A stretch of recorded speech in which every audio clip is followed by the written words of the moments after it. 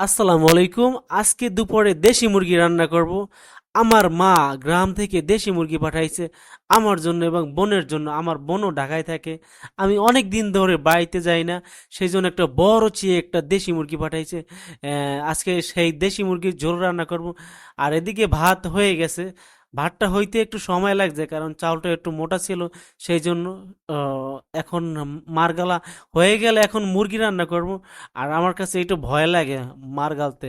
একবার তো আমার হাতে পড়ে গেছিল এই ফ্যান। এখন খুব ভয়ে ভয়ে কাজ করতে হয়। আর এখন আমি মুরগি রান্না করব। সব কিছুই বাটা শেষ। শুধু আমি পেস্টটা কিন্তু বাটি নাই। আর আদা রসুন টসুন সব কিছু জিরা টেরা বেটে রেখে দিয়েছি। আর এখন মুরগি রান্না করব।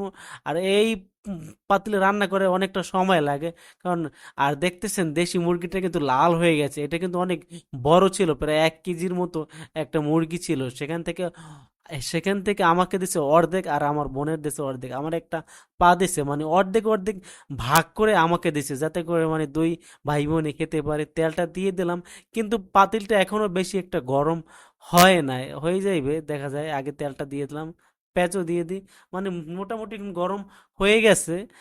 দেখা যায় আর একটু হইলে। এখন বাজে হইলো মানে 12টার বেশি। তাই আজকে তো ছুটি ছিল, অফ ডে, তাই ভাবছি আজকে যেহেতু বাসায় আছি, তো ফ্রিজে গোশটা ছিল, তো ভাবছি ফ্রিজ থেকে গোশটা নিয়ে আসি।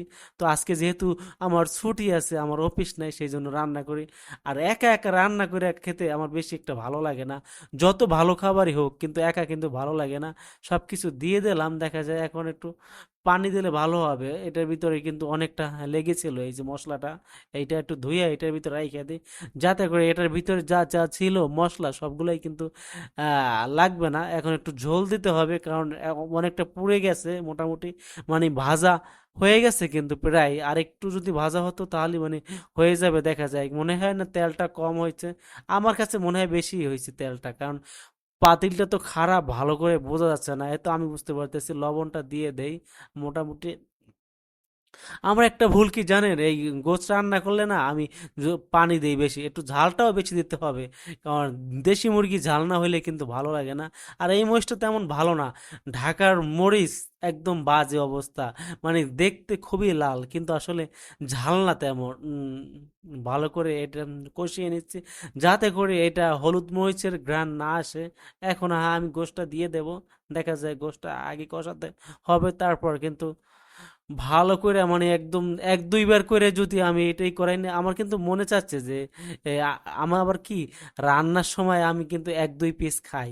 এটা আমার অভ্যাস, কারণ আমার খেতেই হবে। আমি যদি রান্না করি গোস, আমার 1-2 পিস যখন রান্না করব, আবার আমি কিন্তু মাঝে মধ্যে উঠাইয়া খাই। আর আমার কাছে এটা খেতেই হবে মনে হয়। কষানো কিন্তু হয়ে গেছে, এখন 1-2 পিস নেব, দেখবো খেয়ে টেস্ট কেমন। আমার মনে হয় তেলটা কিন্তু একটু কম হয়েছে, দেখা যায়। কিন্তু আসলে তেলটা কম দিছি কি, আমি আবার তরকারিতে তেল কম খাই, এই জন্য কিন্তু আমি তেল কম দিছি। তেল আছে ভিতরে, বোঝা যাচ্ছে না, কিন্তু আর একটু দিলে ভালো হইতো, কারণ এখন কাঁচা তেল দেওয়া যাবে না। ঝোলটা দিয়ে দেই, হয়ে গেছে। আর একটু ঝোল দিতে হবে, কারণ আহ, দেশি মুরগির কিন্তু ঝোলই খায়, দেশি মুরগির ঝোল খায়, সেই জন্য আর একটু ঝোল দেবো। দেখা যাচ্ছে ঝোলটা একটু কম হয়ে গেছে, এখনো কিন্তু গোশ ভালো করে সেদ্ধ হয় নাই। আর একটু ঝোল দিতে হবে, আর একটু ঝোল দিয়ে দেই পানি, কারণ দেশি মুরগি কিন্তু ঝোলই খায়। এই যে এইটা দিয়ে দিলাম, মোটামুটি এখন কিন্তু পারফেক্ট আছে। এইটু দিলে খারাপ হয় না, দেবো একটু। আর দিলাম না, এইটাই ঠিক আছে, এর বেশি আর দেওয়া যাবে না। তো এই যে আমি 2 পিস রাখছি না, এইটা এখন খাবো। আমার কাছে খেতে এটা খুবই ভালো লাগবে। দেশি মুরগির গোশ খেতে একটু অন্যরকমই লাগবে, আর একদম কষা, সত্যি।